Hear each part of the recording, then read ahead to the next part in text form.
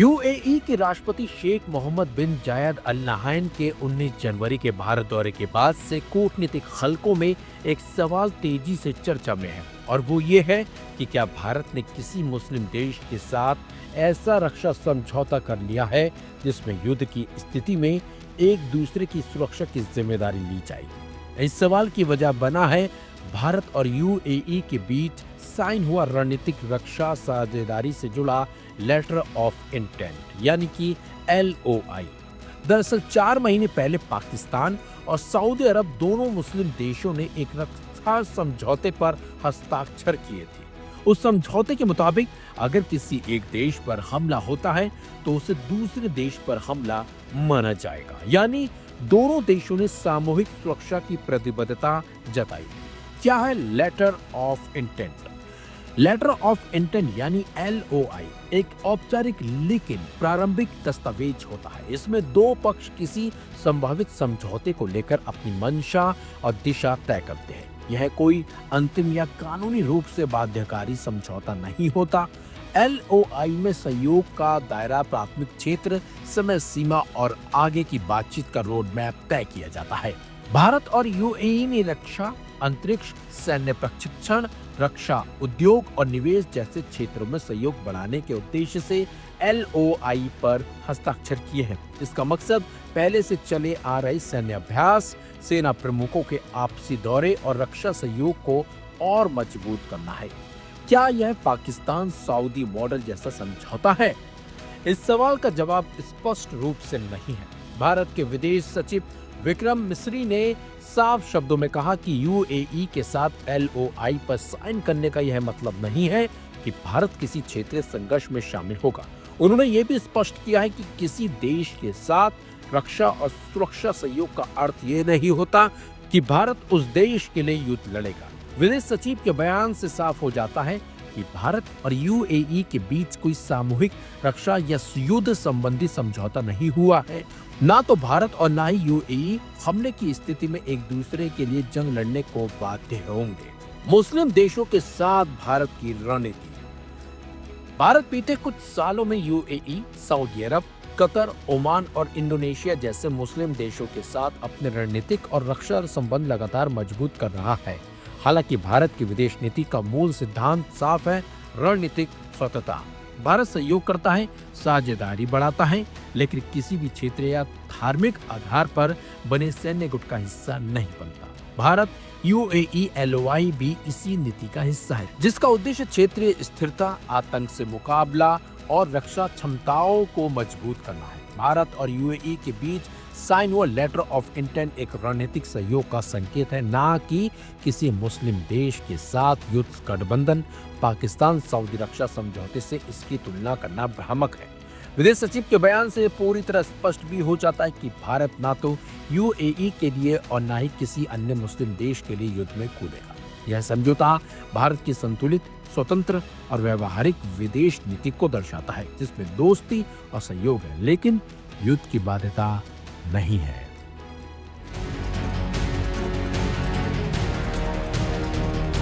तारीख 19 जनवरी 2026। दिल्ली में संयुक्त अरब अमीरात के राष्ट्रपति शेख मोहम्मद बिन जायद अल नाहयान का प्लेन पालम एयरपोर्ट पर लैंड करता है। न पहले से कोई औपचारिक घोषणा, न कोई पूर्व तैयारी और न ही कोई बड़ा तामझाम।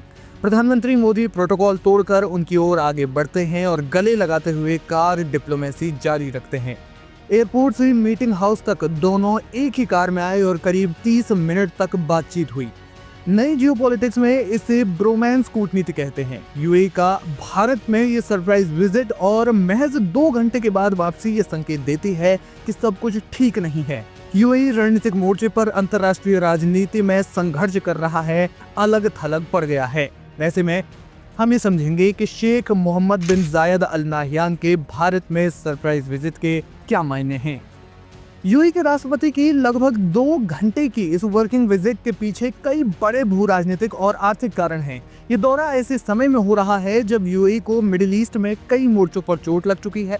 यमन में हाल ही में सऊदी अरब के साथ हुए तनाव के बीच यूएई को बड़ी रणनीतिक हार मिली और दूसरी ओर सोमालिया ने संयुक्त अरब अमीरात के साथ एक तरफा फैसला लेते हुए अपने सभी समझौते रद्द कर दिए हैं। ये कोई छोटी घटना नहीं है, बल्कि हॉर्न ऑफ अफ्रीका की राजनीति को पूरी तरह से बदलने वाला कदम है। यूएई और सऊदी अरब के बीच यमन को लेकर कुछ मतभेद उभरे हैं।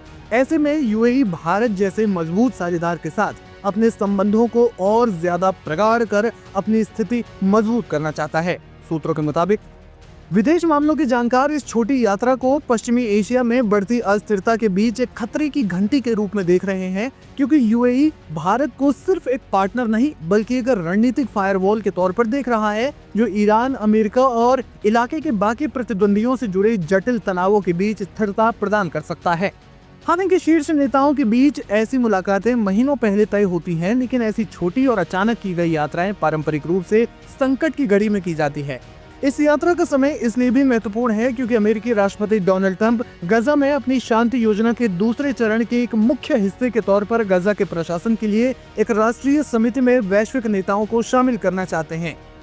इसलिए यूएई के लिए भारत जैसे भरोसेमंद और स्वतंत्र पार्टनर की जरूरत पहले कभी इतनी ज्यादा नहीं रही। भारत के मिडिल ईस्ट, यूरोप और यहाँ तक कि पश्चिम में लगभग सभी देशों के साथ बेहतरीन रिश्ते हैं। इस दौरे के पीछे यूएई का मकसद भारत की वो खास काबिलियत है जिससे वो अमेरिका और ईरान दोनों के साथ गहरे काम के संबंध बनाए रखता है। देखिए, बहुत ज़रूरी है। देखिए, आपको एक बात समझनी पड़ेगी कि जो गल्फ रीजन है, जो यूएई का रीजन है, वो बहुत इंपॉर्टेंट रीजन है, स्ट्रैटेजिक रीजन है एशिया में और वर्ल्ड में भी, और खासकर एनर्जी सिक्योरिटी के लिए इंडिया और यूएई के रिलेशनशिप अच्छे होना बहुत अच्छी बात है।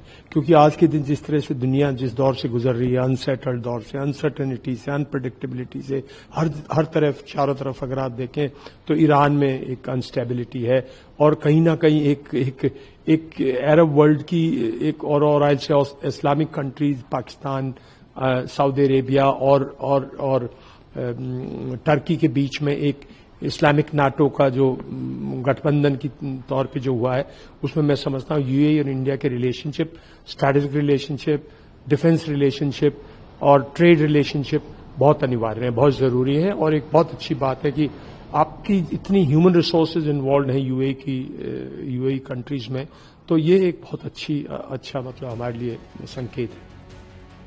जैसे जैसे पश्चिमी एशिया में तनाव बढ़ रहा है, अबू धाबी, नई दिल्ली के वाशिंगटन और तेहरान दोनों के साथ राजनयिक सद्भावना को क्षेत्रीय तनाव कम करने के लिए एक जरूरी चीज मानता है। दूसरे क्षेत्रीय देशों के उलट भारत को लंबी अवधि की प्लानिंग में एक आजाद और भरोसेमंद देश के तौर पर देखा जाता है, जो उसे एक आदर्श मध्यस्थ बनाता है। मतलब फिलहाल पश्चिमी एशिया यानी मिडिल ईस्ट में यूएई के बाकी मुस्लिम देशों के साथ तनाव की स्थिति में भारत ही एक ऐसा देश है जो अच्छी मध्यस्थ की भूमिका निभा सकता है।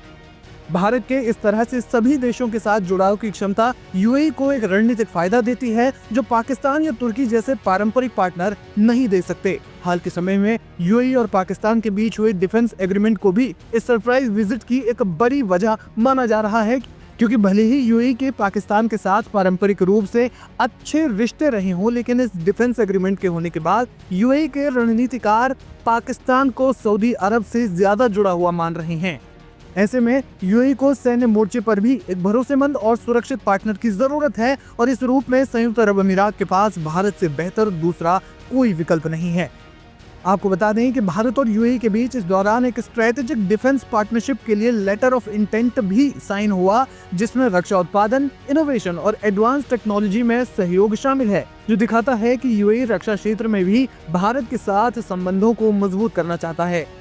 जाहिद का जो दौरा है हिंदुस्तान के लिए बहुत ही महत्वपूर्ण है और इसमें बहुत महत्वपूर्ण एग्रीमेंट्स जो हैं वो इनिशियल जो किए गए हैं।